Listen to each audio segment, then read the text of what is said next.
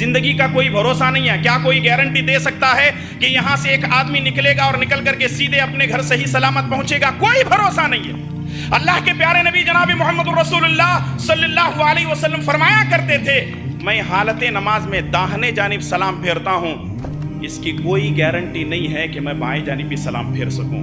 یہ جو دونوں سلام کے درمیان کا جو وقفہ ہے، یہ جو گیپ ہے، اس کے درمیان بھی موت آ سکتی ہے.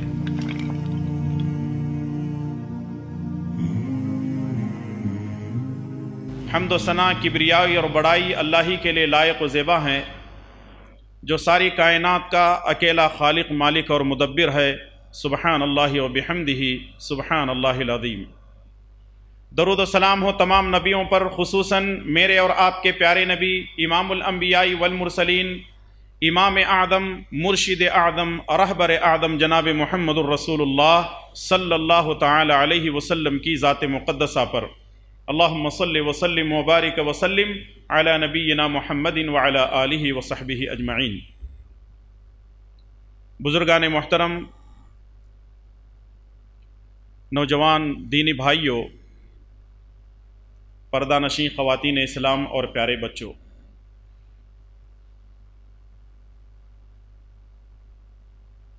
یہ بات ہم اچھی طرح جانتے ہیں کہ ہر انسان کو مرنا ہے، اور یہاں جو بھی آتا ہے وہ جانے کے لیے ہی آتا ہے. رہنا اس دنیا میں کسی کو نہیں ہے. مذہب اسلام نے ہم کو ایک عقیدہ سکھایا ہے، اور ایمانیات میں سے ایک چیز ہے والیوم الآخر، قیامت کے دن پر ایمان لانا.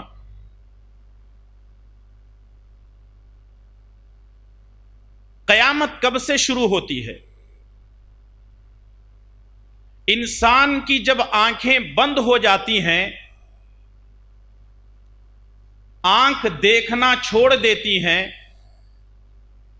زبان بند ہو جاتی ہے، کانوں کی سماعت جب چھین لی جاتی ہے، دل کی دھڑکن رک جاتی ہے، اور انسان سب کچھ ہوتے ہوئے بھی جب بے بس ہو جاتا ہے، پھر اعلان ہوتا ہے کہ فلاں صاحب کا انتقال ہو چکا ہے، اور وہیں سے اس کی قیامت شروع ہو جاتی ہے. ایک شخص ہٹا کھٹا ہے، موٹا تازہ ہے، دنیا بھر کی چیزیں اس کے پاس ہیں، لیکن موت جب آتی ہے تو ساری چیزوں کو چھوڑ کر خالی ہاتھ آیا تھا اور خالی ہاتھ نکل پڑتا ہے. دنیا والے یہ نہیں دیکھتے کہ ارے اس کے ہاتھ میں ریڈو گھڑی تھی، اچھے خاصے کپڑے اس نے پہنے ہوئے تھے، اس کے پیروں میں بڑی کمپنی کے جوتے ہیں، بڑا قیمتی لباس اس کے جسم پر لگا ہوا ہے، ارے چھوڑ دیتے ہیں ایسے ہی نہلا دھلا کر کے اس کو. نہیں، اس کی ہر چیز نکال لی جاتی ہے، اس کے کپڑے نکالے جاتے ہیں، اس کی گھڑی انگوٹی نکالی جاتی ہے، اس کا چشمہ، اس کے شوز، اس کے جسم پر ملبوس ہر چیز کو نکالا جاتا ہے، اور بس سفید کپڑوں میں اس کو پیک کرنے کے بعد قبر کی نظر کر دیا جاتا ہے. اور قبر میں 3 سوالات ہوتے ہیں: من ربک، ما دینک، من نبیک. یہ پہلا مرحلہ ہے. اسی لیے عثمان غنی رضی اللہ تعالیٰ عنہ جب قبرستان سے گزرتے تو خوب روتے، اتنا روتے کہ ان کی داڑھی مبارک بھیگ جاتی. ان کے غلام نے پوچھا کیا بات ہے، جب آپ کسی قبرستان سے گزرتے ہیں تو اتنا زیادہ کیوں روتے ہیں؟ تو فرماتے ہیں کہ میں نے پیارے نبی جناب محمد الرسول اللہ صلی اللہ علیہ وسلم کو کہتے ہوئے سنا، القبر اول منازل الآخرہ، یہ قبر آخرت کی منزلوں میں سے پہلی منزل ہے. جو یہاں کامیاب ہو گیا آخرت کی ساری منزلیں اس کے لیے آسان ہوں گی، اور جو یہاں اگر ناکام ہوا تو پھر آگے نجات پانا اس کے لیے ممکن نہیں۔ قبر کے حوالے کر دیے،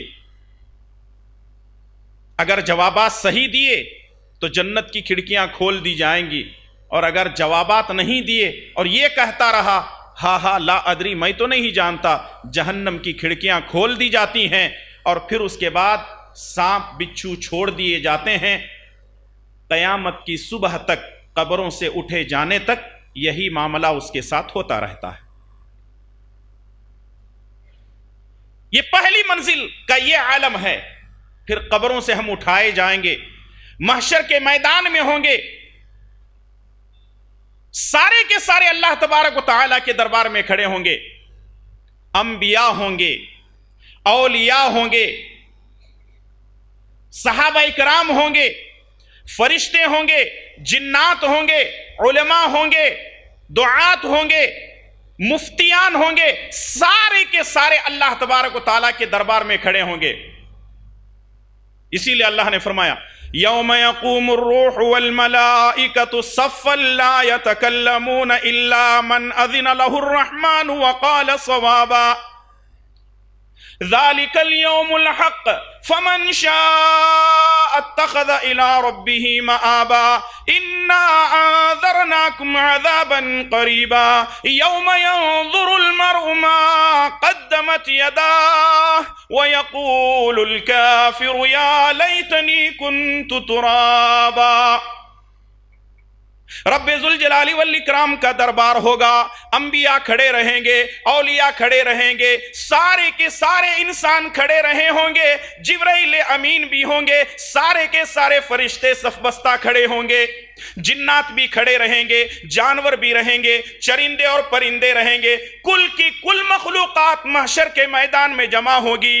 یوم یقوم الروح والملائکۃ صفا لا یتکلمون، ایک ہی صف میں کھڑے رہے ہوں گے، کسی کو بولنے کی کہنے کی اجازت نہیں ہوگی۔ وہ کیا عالم ہوگا، وہ کیا کیفیت ہوگی، انسان بے بس ہوگا، انسان کی کوئی کیفیت نہیں ہوگی، سارے کے سارے اللہ کے دربار میں کھڑے ہوں گے۔ اور اس وقت اللہ تبارک و تعالی بنی آدم سے 5 سوالات کرے گا۔ قبر کے 3 سوالات، محشر کے میدان میں 5 سوالات ہم سے کیے جائیں گے۔ وہ سوالات کیا ہیں؟ ان کے جوابات آج ہمیں ڈھونڈنے ہیں اور اس کی تیاری کرنی ہے۔ اللہ تعالیٰ سے دعا کریں کہ اللہ تبارک و تعالیٰ ہمیں قبر کی سختیوں سے ہم سب کی حفاظت فرمائے، اور اللہ تعالیٰ ہم تمام کو آخرت کے 5 سوالات کے جوابات کی تیاری دنیا ہی میں کر لے کر جانے کی توفیق عطا فرمائے، آمین۔ سنن ترمذی کی صحیح روایت، راوی حدیث عبداللہ ابن مسعود رضی اللہ تعالیٰ عنہما ہیں۔ اللہ کے پیارے نبی جناب محمد الرسول اللہ صلی اللہ علیہ وسلم نے فرمایا لا تزول قدم ابن آدم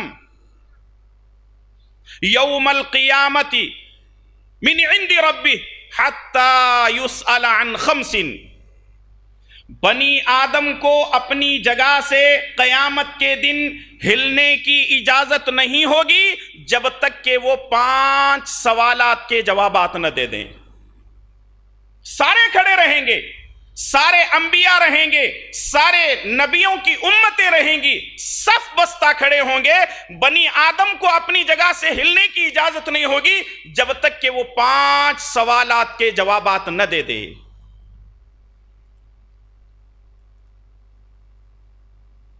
کیا اللہ تعالیٰ نبیوں سے بھی سوال کرے گا؟ سوچنے والی بات ہے۔ بنی آدم میں تو سارے انبیاء آ گئے، کیا اللہ تعالیٰ نبیوں سے بھی سوال کرے گا؟ جواب یہ ہے کہ ہاں۔ اللہ نے قرآن کریم میں ارشاد فرمایا، سورہ اعراف سورہ نمبر 7 آیت نمبر 6 میں فرمایا فَلَنَسْأَلَنَّ الَّذِينَ أُرْسِلَ إِلَيْهِمْ فَلَنَسْأَلَنَّ الَّذِينَ أُرْسِلَ إِلَيْهِمْ وَلَنَسْأَلَنَّ الْمُرْسَلِينَ. ہم امتیوں سے نبیوں کے بارے میں سوال کریں گے اور نبیوں سے امتیوں کے بارے میں سوال کریں گے. نبیوں سے یہ کہا جائے گا ہم نے آپ کو خاص اپنا فرد بنایا تھا, ہم نے آپ کو خاص اپنا بندہ بنایا تھا, نبوت اور رسالت آپ کو عطا کی تھی, آپ کے سر پر نبوت کا تاج ہم نے رکھا تھا.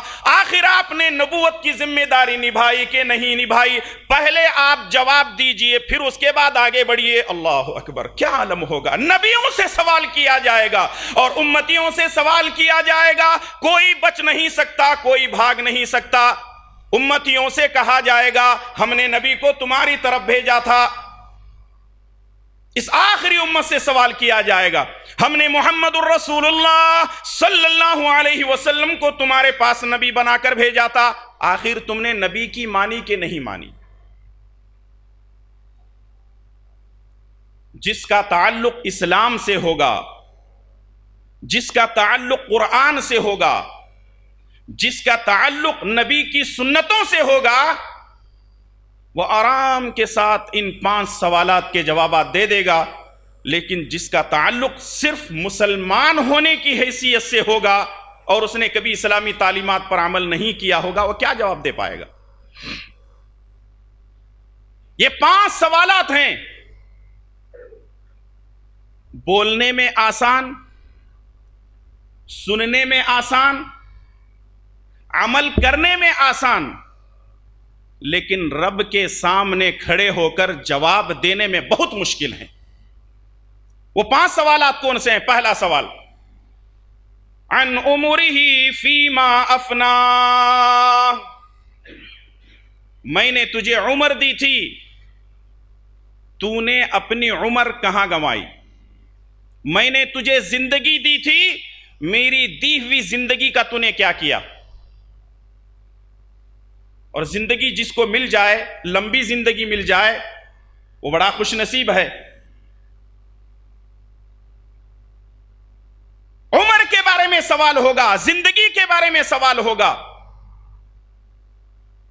زندگی بندگی بے بندگی. شاعر کہتا ہے کہ زندگی بندگی بے بندگی, زندگی بے بندگی شرمندگی. یہ زندگی میں اگر بندگی نہ ہو تو کل قیامت کے دن اٹھانی پڑے گی شرمندگی. زندگی کے ایک ایک لمحے کو غنیمت جانو. اور یہ زندگی اللہ کسی کو مردہ ہی پیدا کر دیتا ہے, کسی کو چند سانسیں نصیب ہوتے ہیں, کسی کو چند سال نصیب ہوتے ہیں. کوئی 50 سال جیتا ہے تو کوئی 100 سال جیتا ہے. یہ اللہ تعالیٰ کی طرف سے نعمت ہے اس آدمی کے لیے جو اس کو زندگی عطا ہوتی ہے. اور ویسے بھی نبی کریم صلی اللہ علیہ وسلم نے فرمایا, سنن ترمذی اور مسند احمد کی روایت ہے, اعمار امتی ما بین 60 الی 70 واقلہم من یجوز ذلک. میری امت کی عمریں 60 سے 70 سال کے درمیان ہیں. بہت کم لوگ اس سے آگے بڑھیں گے, بہت کم لوگ اس سے آگے بڑھیں گے. اور خود دیکھ لیں, پیارے نبی جناب محمد الرسول اللہ صلی اللہ علیہ وسلم کی عمر کتنی ہے؟ 63 سالہ زندگی ہے. آپ 60 اور 70 کے درمیان اس دنیا سے چلے گئے. بہت کم اس سے آگے بڑھیں گے, بہت کم لوگ وہاں تک زندہ رہتے ہیں. کسی کو 80 سال, کسی کو 90, کسی کو 100 نصیب ہوتی ہے. لیکن یہ زندگی اگر مل رہی ہے تو اس زندگی کو غنیمت جانیے, اللہ تبارک و تعالیٰ کی عبادت میں گزاریے. اگر ہم 60 سال کی زندگی کو لے لیتے ہیں اور 60 سالہ زندگی میں اگر ہم کاؤنٹنگ کریں گے, اس کا حساب و کتاب لیں گے, تو کم سے کم آدھی زندگی تو سونے میں گزر جاتی ہے. 30 سال سونے میں گزر گئے. اب بچے 30 سال, اس میں کمانے کے لیے وقت نکالیں, کھانے پینے کے لیے وقت نکالیں, بیوی بچوں کے لیے وقت نکالیں, دوست احباب کے لیے وقت نکالیں, دنیا داری کے لیے وقت نکالیں. اگر اس میں سے بھی ہم 30 میں سے اگر 20 سال زندگی نکال دیتے ہیں تو بچے 10 سال. اب سوال یہ ہے کہ 10 سال کے اندر ہم کیا کر رہے ہوں گے, کتنی عبادت کریں گے؟ یہ تو میں کم سے کم کی بات کر رہا ہوں اور زیادہ سے زیادہ کی بات کر رہا ہوں. اور 5 وقتہ نمازوں میں ہم کتنا وقت نکالتے ہیں؟ آدھا گھنٹہ، 1 گھنٹہ، 2 گھنٹے، 24 گھنٹے میں اگر 1 گھنٹہ نکل گیا تو 23 گھنٹے تو ہم دنیا کے لیے دے رہے ہیں، 1 گھنٹہ صرف اللہ کی عبادت کے لیے۔ زندگی کو غنیمت جانیں اور زندگی اس سے پوچھیں جو مرنے لگتا ہے۔ جب کوئی آدمی مرنے لگے نا، آخری وقت ہے، آخری سانسیں چل رہی ہیں، اب تب مرنے والا ہے، اس سے پوچھو کیا چاہیے، وہ کہے گا کہ دولت لے لو، جائیداد لے لو، جتنی ساری چیزیں سب کچھ لے لو، بس 2 دن کی مہلت مجھے دے دو۔ لیکن اللہ تبارک و تعالیٰ فرماتا ہے لا یستقدمون ساعتا ولا یستاخرون، کسی کا وقت جب آتا ہے 1 لمحہ نہ آگے ہو سکتا ہے نہ 1 لمحہ پیچھے ہو سکتا ہے۔ اور بندہ کہتا بھی ہے رب لولا اخرتنی الى اجل قریب فاصدق واکن من الصالحین ولن یؤخر اللہ نفسا اذا جاء اجلها واللہ خبیر بما تعملون۔ آخری سانسیں چل رہی ہیں، اللہ تبارک و تعالی اگر بندے سے پوچھ لے بندے آخری خواہش کیا ہے، کہتا ہے اللہ بس چند گھنٹوں کی مہلت دے دینا، یہ جتنا سب کچھ ہے نا تیرے راستے میں لٹا کر آ جاؤں گا۔ ساری زندگی دے گی، 50 سال کی زندگی، 60 سال کی زندگی، کبھی نماز پڑھنا یاد نہیں آیا، کبھی صدقہ کرنا یاد نہیں آیا، بینک میں سیونگ دیکھ کر کے خوش ہو جاتا تھا، ارے اتنے پیسے ہیں، اتنے لاکھوں ہیں، بلڈنگ لے لیا خوش ہو جاتا، لینڈ لارڈ بن گیا خوش ہو جاتا، مر رہا ہے کوئی چیز نہیں، چند سانسیں بنی ہوئی ہیں، تب کہنے لگتا ہے اللہ تھوڑی زندگی دے، تھوڑا سا وقت دے دے، یوں گیا اور یوں آیا۔ اللہ فرماتا ہے کہ نہیں، ہمارے پاس جب آنے کا وقت ہو جاتا ہے تو کوئی نہیں روک سکتا، آنا آنا ہی ہے، بس ختم۔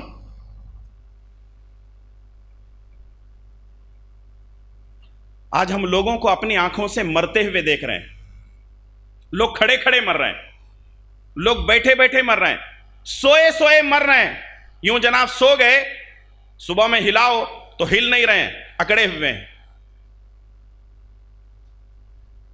سوچئے، غور کیجئے، موت آنی ہی آنی ہے، لیکن موت سے ہم غفلت برت رہے ہیں، نہ قبر کے سوالوں کے جواب کی تیاری، نہ آخرت کے سوالات کے جواب کی تیاری۔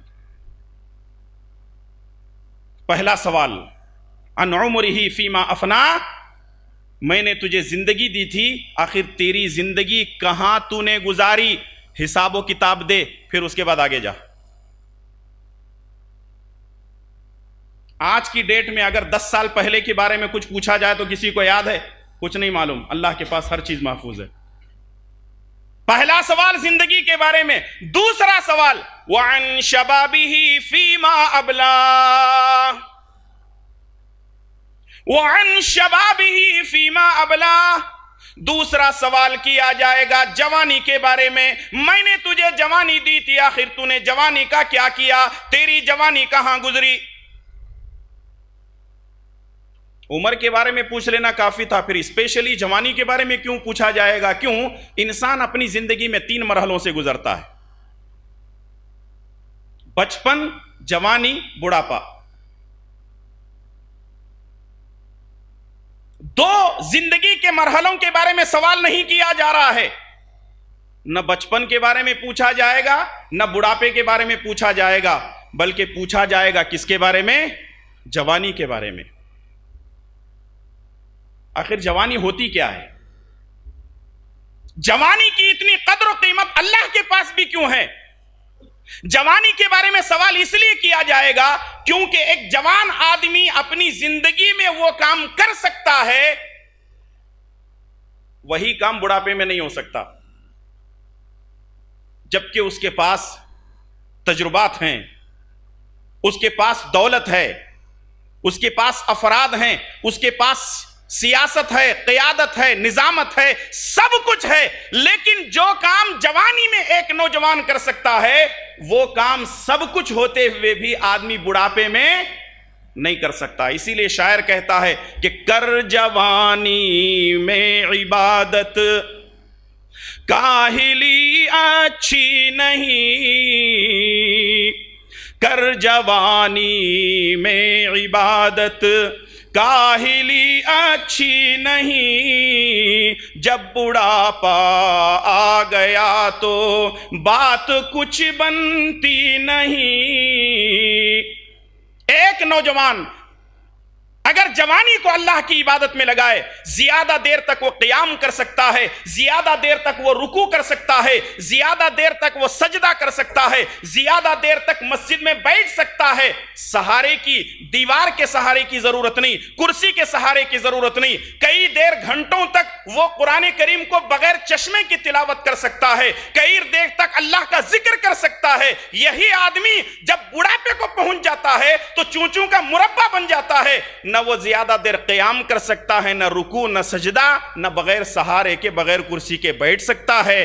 اور آدمی جب بڑھاپے کو پہنچ جاتا ہے تو کوئی بی پی کا شکار، تو کوئی شوگر کا شکار، تو کوئی کینسر کا شکار، کسی کو ہارٹ کی بیماری، کسی کو کیا، کسی کو کیا۔ اسی لیے کل قیامت کے دن اللہ تبارک و تعالیٰ سوال کرے گا تو بڑھاپے کے بارے میں سوال نہیں کیا جائے گا، بچپن کے بارے میں سوال نہیں کیا جائے گا، اگر سوال کیا جائے گا تو جوانی کے بارے میں۔ اور رہا مسئلہ بچپن کا، وہ تو کھیل کود میں اپنوں کے غیروں کے گودوں میں گزر جاتا ہے۔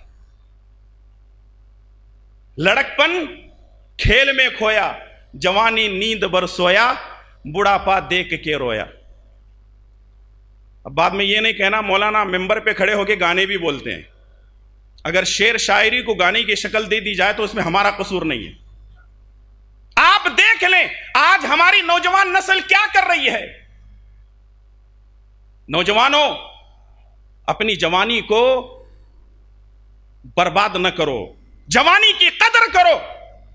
آدمی جب بوڑھا ہو جاتا ہے تو کچھ نہیں کر سکتا، اور اللہ تعالیٰ نے بڑی پیاری بات قرآن کریم کے اندر سورہ یاسین میں بیان فرمائی۔ سورہ یاسین سورہ نمبر 36 آیت نمبر 38 وَمَن نُعَمِّرُهُ نُنَكِّسُهُ فِي الْخَلْقِ وَمَن نُعَمِّرُهُ نُنَكِّسُهُ فِي الْخَلْقِ أَفَلَا يَعْقِلُونَ۔ جس کو ہم بوڑھا کر دیتے ہیں تخلیق کے اعتبار سے ہم اس کو پیچھے کی طرف لوٹا دیتے ہیں۔ نہیں سمجھ میں آئی بات؟ جس کو ہم بوڑھا کر دیتے ہیں، یعنی آدمی جب بوڑھا ہو جاتا ہے تخلیق کے اعتبار سے اللہ اس کو پیچھے کی طرف لوٹا دیتا ہے۔ کیا ہے؟ آدمی بوڑھا ہونے کے بعد بچہ بن جاتا ہے۔ کیسے؟ بچے کو آپ دیکھیں صحیح سلامت آنکھیں ہوتے ہیں پھر بھی ٹھوکر لگتی ہے۔ بچے کو ہاتھ ہوتے ہیں، کوئی چیز پکڑا دو ہاتھ سے پھر بھی گر جاتی ہے۔ کوئی چیز بولو ایک مرتبہ نہیں، دو تین مرتبہ سننے کی کوشش کرتا ہے۔ یہی حالات جو ہے کب پیدا ہوتے ہیں آدمی کی زندگی میں؟ جب وہ بوڑھا ہو جاتا ہے۔ حالانکہ ہاتھ پیر آنکھیں کان زبان سب کچھ صحیح سلامت ہے، لیکن جب بات ایک مرتبہ بولتے ہیں تو کہتے ہیں اور بولو، سنائی نہیں دیا۔ کبھی کبھی چلتے چلتے گر جاتے ہیں ٹھوکر کھا کر کے۔ یعنی آدمی جب بوڑھا ہو جاتا ہے تو بڑھاپے کے عالم میں وہ بچپن کی طرح چلا جاتا ہے، اور اسی لیے اصول یہ بنایا گیا ہے کہ جب تو بچہ تھا تو تیرے جوان باپ نے تیری خدمت کی، اب تو جب جوانی کو آیا ہے تو تیرا باپ بوڑھا نہیں ہوا ہے بلکہ تیرا بچہ بنا ہے۔ جیسے بچپن میں اس نے تیری خدمت کی، اب تو ان کی خدمت کر۔ وَاخْفِضْ لَهُمَا جَنَاحَ الذُّلِّ مِنَ الرَّحْمَةِ وَقُلْ رَبِّ ارْحَمْهُمَا كَمَا رَبَّيَانِي صَغِيرًا۔ اپنے بازوؤں کو ہمیشہ پھیلا رکھنا اپنے والدین کے لیے، اور دعا بھی کرتے رہنا رب ارحمہما کما ربیانی صغیرا۔ اے اللہ جس طرح انہوں نے بچپن میں ہماری پرورش کی، اللہ ان پر بھی رحم فرما، اے اللہ ان کی بھی مغفرت فرما۔ دعا کرو اللہ اگر ہمارے ماں باپ زندہ ہیں تو ہمیں اپنے ماں باپ کی خدمت کرنے کی توفیق عطا فرمائے، اور اگر ہمارے ماں باپ اس دنیا سے جا چکے ہیں اے اللہ تعالیٰ ان کو کروٹ کروٹ جنت نصیب فرمائے، آمین۔ آج ہماری نوجوان نسل تباہ ہو رہی ہے، ہماری جوان نسل تباہ ہو رہی ہے۔ اب لوگ ہمارے نوجوان کہتے بھی ہیں جوانی دیوانی ہے، بالکل ایکسپٹڈ، یہ بات ماننے کے قابل ہے کہ جوانی دیوانی ہوتی ہے۔ کس میں؟ اگر دیوانہ پن آپ کا اللہ کی عبادت میں ہے، اللہ کی اطاعت میں ہے، نبی کی سنتوں پر عمل کرنے میں، دین کی نشر و اشاعت میں دیوانہ پن ہے، یہ بات قابل قبول ہے۔ اگر آپ کی جوانی کا دیوانہ پن دنیا کے شہوات کے پیچھے ہے، دنیاوی خواہشات کے پیچھے ہے، بدکاریوں کے پیچھے ہے، اللہ رسول کی نافرمانی اور اللہ رسول کی بغاوت میں اگر ہے، ایسی جوانی کی دیوانے پر اللہ کی لعنت ہے۔ ایسی جوانی کا کیا فائدہ جو نافرمانی میں گزر رہی ہے؟ جو جوان ہیں اپنے آپ کو سنبھالو، اور جو جوانی کی عمر سے گزر چکے ہیں، جوانی میں کہیں نہ کہیں ایسی حرکت ہم سے ہوئی ہوگی، اس مجلس میں توبہ اور استغفار کرتے ہوئے یہاں سے اٹھو۔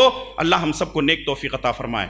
زندگی کا کوئی بھروسہ نہیں ہے، کیا کوئی گارنٹی دے سکتا ہے کہ یہاں سے ایک آدمی نکلے گا اور نکل کر کے سیدھے اپنے گھر صحیح سلامت پہنچے گا؟ کوئی بھروسہ نہیں ہے۔ اللہ کے پیارے نبی جناب محمد رسول اللہ صلی اللہ علیہ وسلم فرمایا کرتے تھے، میں حالت نماز میں داہنے جانب سلام پھیرتا ہوں، اس کی کوئی گارنٹی نہیں ہے کہ میں بائیں جانب بھی سلام پھیر سکوں۔ یہ جو دونوں سلام کے درمیان کا جو وقفہ ہے، یہ جو گیپ ہے، اس کے درمیان بھی موت آ سکتی ہے۔ لیکن آج ہمارے نوجوان نسل وقت کو برباد کر رہی ہے، جوانی کو برباد کر رہی ہے۔ یہاں جتنے بیٹھے ہوئے ہیں، ہر ایک کے اوپر ایک بھوت سوار ہے۔ کس چیز کا؟ 2020 کا۔ میں آپ کو یہ بھی بتا دوں، ہندوستان کے اندر جب سے کرکٹ آیا ہے، میں یہ نہیں کہتا کہ صرف مسلمان قوم، بلکہ ہندوستان کے نوجوان پورے کے پورے کام چور بن چکے ہیں۔ اور آپ دیکھ لیں، دنیا کے جتنے ترقی پذیر ممالک ہیں ان کے پاس کرکٹ نہیں ہے، دنیا کے جتنے فضول ملک ہیں ان کے پاس کرکٹ ہے۔ دنیا کے ترقی پذیر ممالک میں امریکہ ہے، چلیے دنیا کہتی ہے تو ہم بھی کہتے ہیں، مان لیتے ہیں کہ امریکہ دنیا کا ترقی پذیر ممالک ہے، لیکن امریکہ کے پاس کرکٹ ٹیم ہے؟ نہیں ہے۔ جاپان کے پاس کرکٹ ٹیم ہے؟ نہیں ہے۔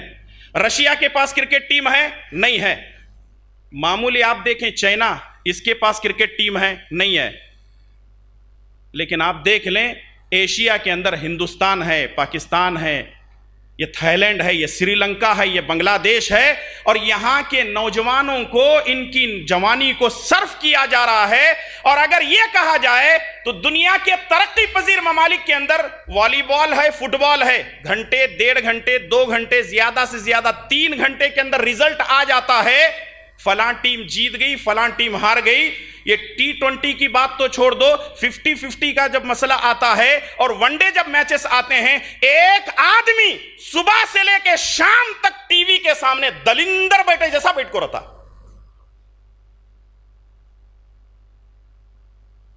اور یہ ترقی کرے گا؟ ایسے نوجوان جو سارا دن کرکٹ کے پیچھے لگے رہتے ہیں اور ان کو سارا پتا ہے کس نے کتنے رن مارے، کتنے وکٹ لیے، کیا کیے، اور پوچھ لو عشرہ مبشرہ کون ہے، کوئی چیز معلوم نہیں ہے۔ اس جوانی کا فائدہ کیا ہے؟ اس جوانی کو ایسے کام کرنے سے بہتر ہے کفن کپڑے میں چلے جانا چاہیے۔ کیا فائدہ ایسی جوانی کا؟ اور آج ہماری نوجوان نسل تباہ ہو رہی ہے۔ جیسے کہتے ہیں نا، مرزا غالب جہاں بیٹھ گئے سو بیٹھ گئے، لاکھ جوتے پڑے اٹھ نہ سکے پھر بیٹھ گئے۔ ہماری نوجوان نسل کا یہ حال ہے، اذانیں ہوتی ہیں، نیٹ پہ بیٹھے ہوئے ہیں انگلیاں کرتے ہوئے، ختم، ان کی جوانی انگلیوں میں ختم ہو رہی ہے۔ اور یاد رکھو کل قیامت کے دن ہر چیز کا حساب دینا پڑے گا، جوانی کے بارے میں پوچھا جائے گا۔ اور کیا سمجھتے ہو ہم جو کچھ کر رہے ہیں ہماری ریکارڈنگ نہیں ہو رہی ہے؟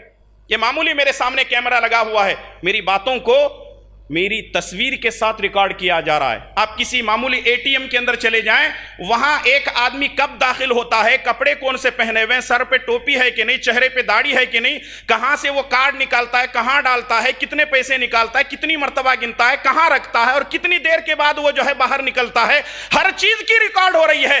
انسان خالی معمولی ایک ATM کے لیے ریکارڈنگ سسٹم رکھا ہے۔ کسی بس اسٹینڈ میں چلے جاؤ وہاں پر کیمرے لگے ہوئے ہیں، کسی ریلوے اسٹیشن میں چلے جاؤ وہاں کیمرے لگے ہوئے ہیں، کسی ایئرپورٹ پر چلے جاؤ، کسی سپر مارکیٹ یا سونے کی دکان پہ چلے وہاں پہ رکھے ہوئے ہیں۔ کیوں؟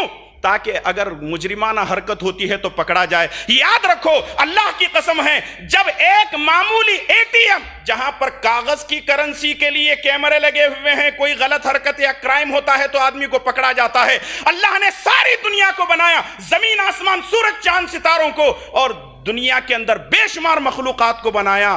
کیا اللہ تبارک و تعالیٰ کے پاس ریکارڈنگ سسٹم نہیں ہے؟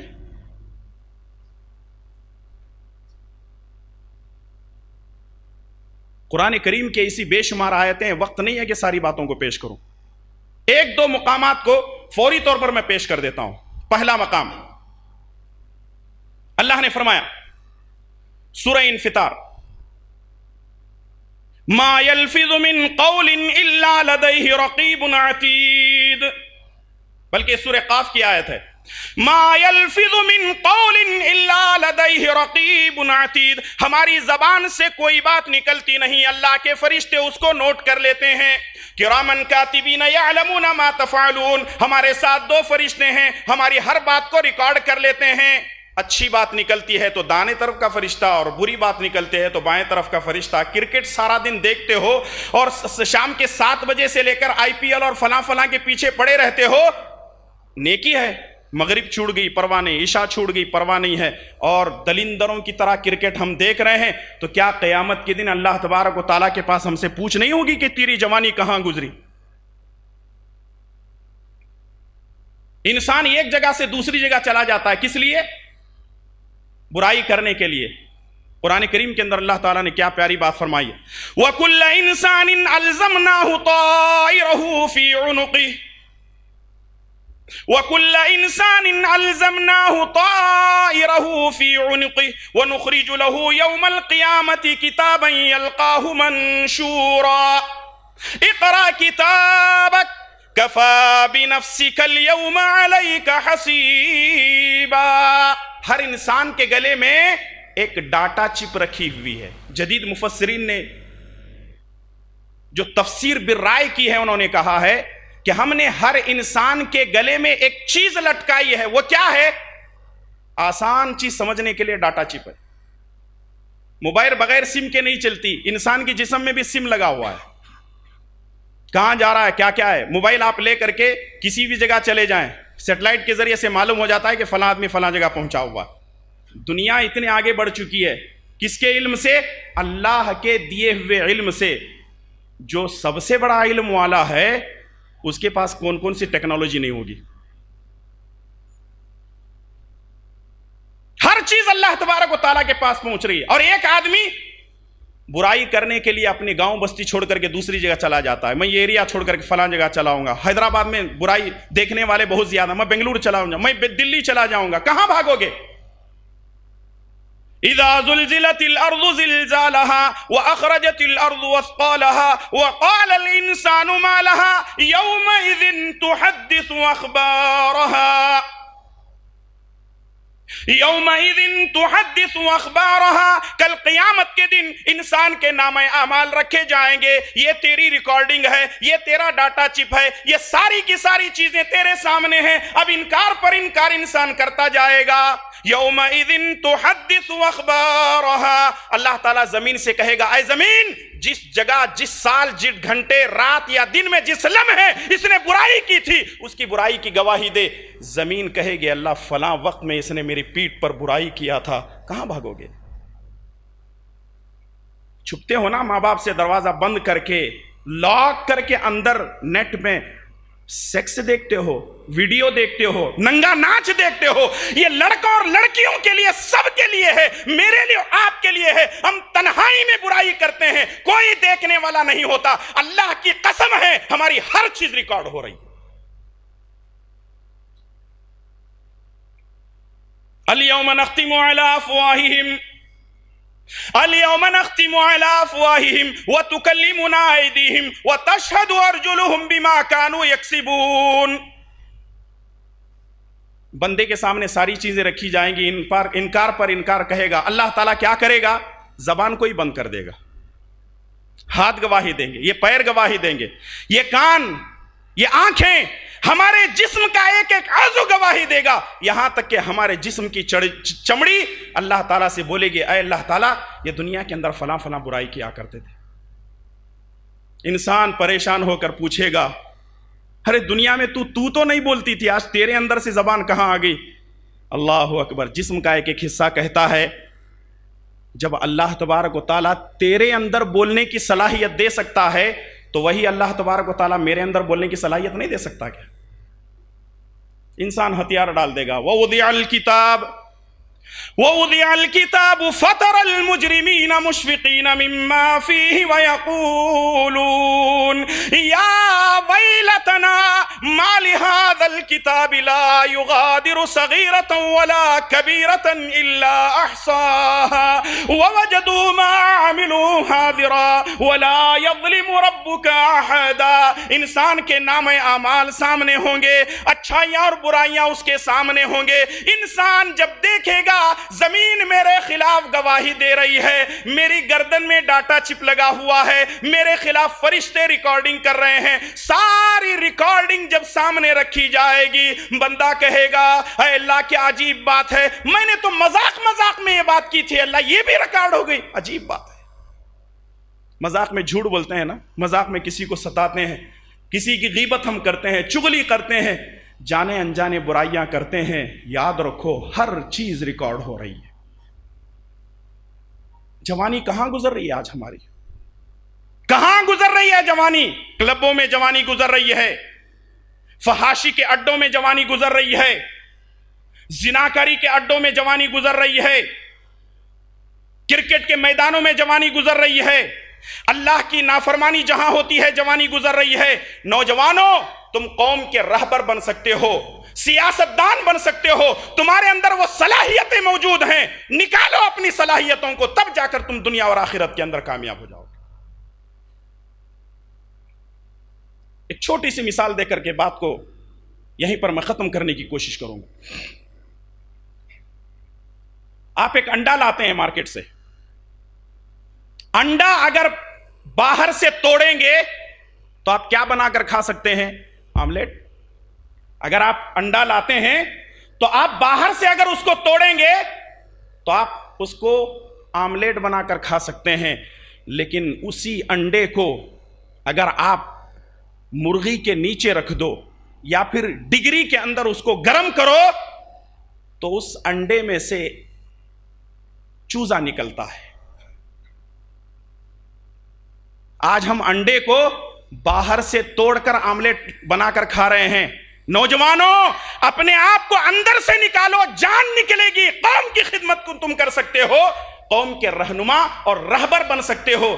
یہ اور بات ہے کہ ہمارے اندر بہت ساری صلاحیتیں ہیں، اس ملک کو سنبھالنے میں ہمارا خون اور پسینہ ایک ہوا ہے۔ یہ اور بات ہے کہ ہم کو الگ الگ ناموں سے پکارا جا رہا ہے، کوئی بات نہیں ہے، ہم وہ قائدانہ صلاحیت رکھتے ہیں، ہمارے اندر ساری چیزیں موجود ہیں، شرط یہ ہے کہ ہماری جوانی اللہ کی اطاعت اور عبادت میں صرف ہو۔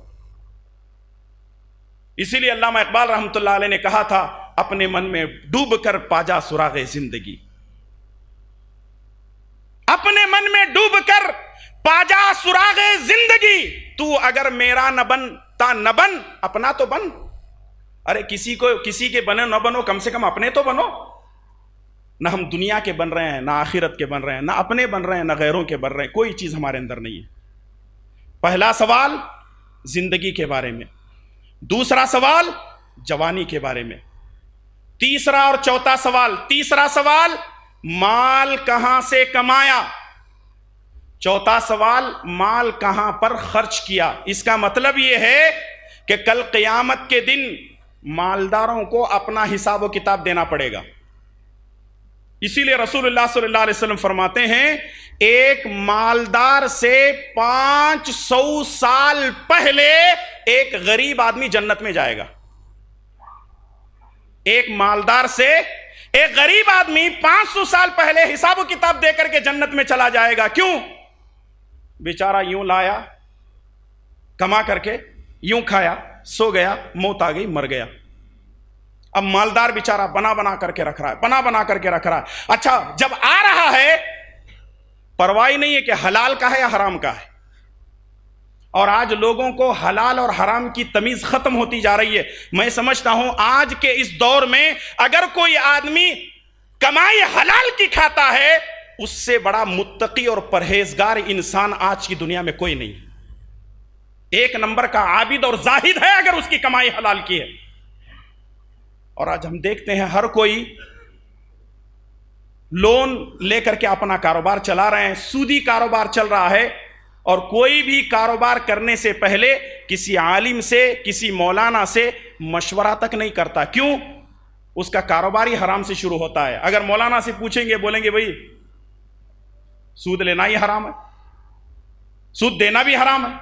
اب کچھ لوگوں نے یہ جو ہے فتوی بازی شروع کر دی ہے کہ دیکھیے مولانا بات دراصل یہ ہے کہ ہم سود لیتے نہیں ہیں, دینے میں کیا مشکل ہے. صحیح مسلم کی وہ روایت معلوم ہے نا, نبی صلی اللہ علیہ وسلم نے فرمایا 4 لوگوں پر اللہ کی لعنت, سود لینے والے پر, سود دینے والے پر, سودی کاروبار کو لکھنے والے پر, اور سودی کاروبار میں گواہ بننے والے پر بھی اللہ کی لعنت ہے. آپ کاروبار شروع کر رہے ہیں, اپنی جو گاڑی کمائی ہے حلال کی کمائی ہے اسی کمائی سے اپنا کاروبار شروع کرو, ورنہ اگر لون لے کر, فائنانس سے پیسہ لے کر, سودی کاروبار کے ذریعے سے اپنے کاروبار کو آگے بڑھاتے ہیں, اللہ کی رحمت اس لیے نہیں آئے گی کیونکہ تمہارا کام لعنت سے شروع ہوا ہے, اللہ کی رحمت نکل جائے گی.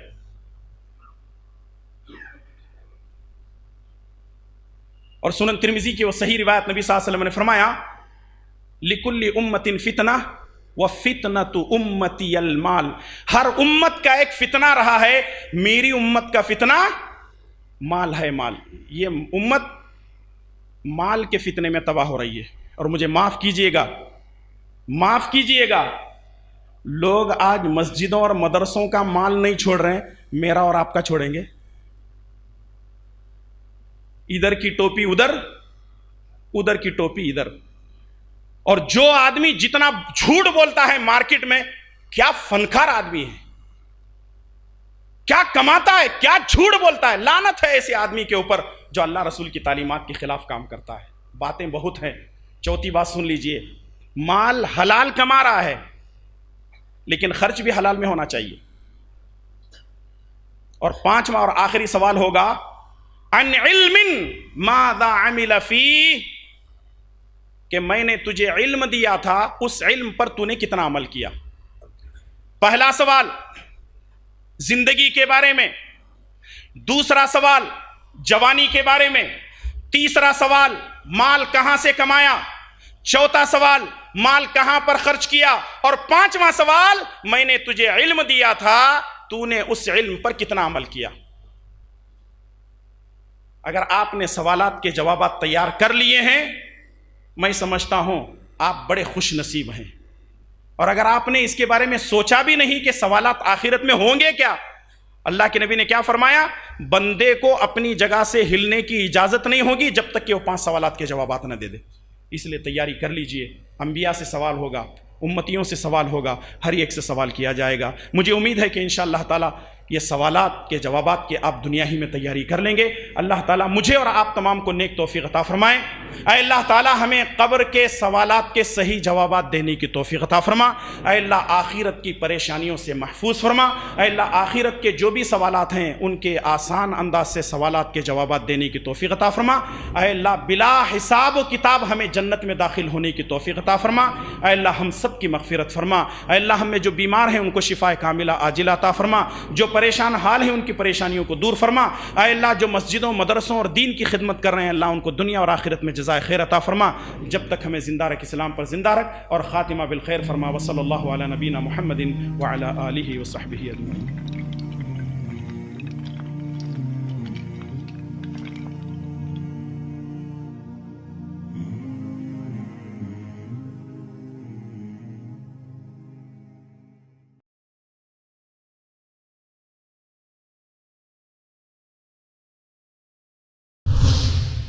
كنتم خير أمة أخرجت للناس تأمرون بالمعروف وتنهون عن المنكر وتؤمنون بالله